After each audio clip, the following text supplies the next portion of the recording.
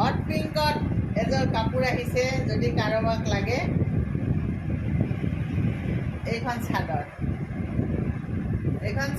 আপোনাৰ চাদৰৰ ফুলটো এটা আছে মুগা কালাৰত আৰু এটা আছে বগা। হট পিংকত এই কাপোৰযোৰ 4500 যদি কাৰোবাক লাগে।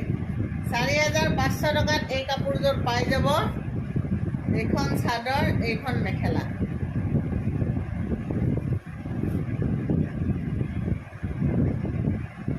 এইখন মেখেলা। তাৰ পিছত ইয়াৰে চাইড পাৰি আৰু ব্লাউজ পিচ দেখাই দিওঁ।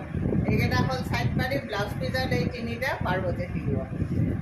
পূজাৰ বতৰ আৰু এতিয়া কইনাগত, আমাৰতো এটা পৰম্পৰা আছে, কইনাগতত বৰষুণ হয়।